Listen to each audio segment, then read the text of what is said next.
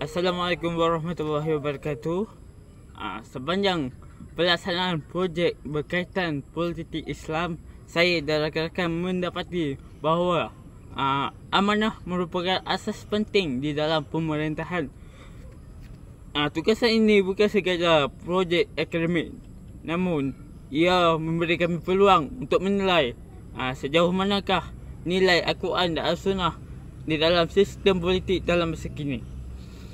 Sepanjang projek ini berjalan, kami menghadapi berbagai cabaran, khususnya dari aspek perakaman video, pencarian dalil serta penyuntingan video. Tugasan ini telah mengajar kami erti tanggungjawab serta kesungguhan. Kekuatan projek kami terletak pada kesatuan tema, iaitu amanah, integriti serta keadilan. Manakala kelemahan kami terletak pada keterbatasan masa dan tempat. Namun dengan kerjasama yang kuat, ia tidak menghalang kami untuk memberikan tugasan ini dengan terbaik. Dalam surah An-Nisa ayat 58, ia maksudnya Allah menyuruh kamu menyerahkan segala amanah kepada ahlinya. Ini merupakan asas di dalam politik Islam yang sebenar. Apabila pemerintah amanah dan jujur dalam menjalankan tugas, rakyat akan hidup sejahtera.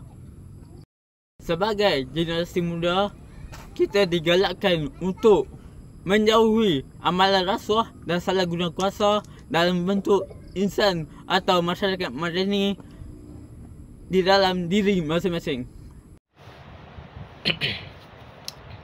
Baiklah, seterusnya integriti dan keadilan sosial. Integriti dan keadilan sosial bukan hanya sekadar nilai moral, tetapi juga sebagai asas keseimbangan masyarakat Islam. Dalam tugasan ini, kami mendapati bahawa politik tanpa integriti hanya akan membawa kepada kezaliman dan perpecahan antara kaum ataupun masyarakat. Berdasarkan tugasan individu kami cuba melihat politik melalui kacamata Islam, iaitu bukan sekadar perebutan kuasa, tetapi tanggungjawab untuk memakmurkan ummah.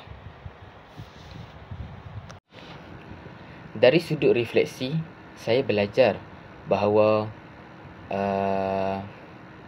menyampaikan mesej Islam memerlukan keikhlasan dan keberanian. Cabaran utama ialah memastikan mesej dapat disampaikan dengan cara yang mudah difahami oleh masyarakat. Kekuatan kumpulan kami ialah saling menyokong antara satu sama lain, berkongsi bahan dan idea tanpa rasa bersaing. Hadis Nabi SAW yang berbunyi, sesungguhnya orang yang sebelum kamu binasa kerana apabila orang yang mulia mencuri, mereka biarkan sahaja. Hadis ini mengingatkan kita bahawa keadilan tidak boleh dipilih kasih. Jadi, cadangan saya untuk memperkukuh akhlak masyarakat ialah pemimpin dan rakyat perlulah kembali kepada integriti supaya dapat menjadikan Islam sebagai panduan asas dan bukannya hanya sesuatu alat sahaja. Baik, Assalamualaikum warahmatullahi wabarakatuh. Terima kasih kepada rakan saya Muhammad Alif Najmi. Seterusnya saya akan terus kepada tajuk kita yang seterusnya adalah fokus anti rasuah dan pencegahan salah guna kuasa. Apabila kita bercakap tentang politik Islam, kita tidak boleh lari daripada isu rasuah dan salah guna kuasa. Di mana dalam tugasan saya saya meneliti bagaimana Al-Quran menolak segala bentuk penyelewengan.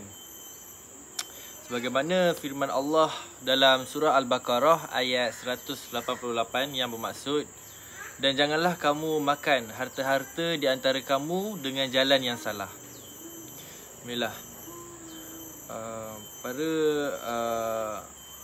hadirin sekalian, ayat ini sebenarnya menjadi peringatan keras bahawa rasuah bukan sekadar dosa individu, tetapi ia merupakan kerosakan sistematik yang meruntuhkan keadilan.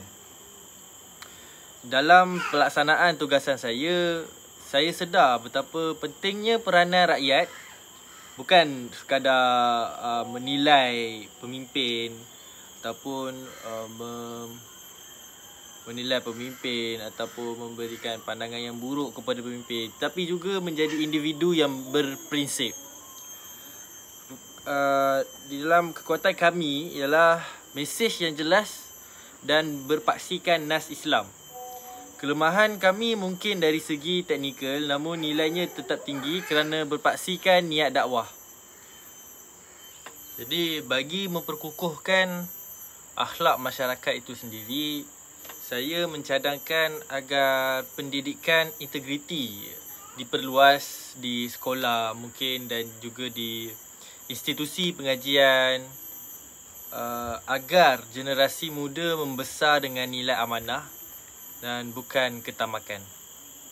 Jika Rasulullah SAW mampu mentadbir dengan adil tanpa rasuah, maka umatnya juga mampu mencontohi kepimpinan baginda.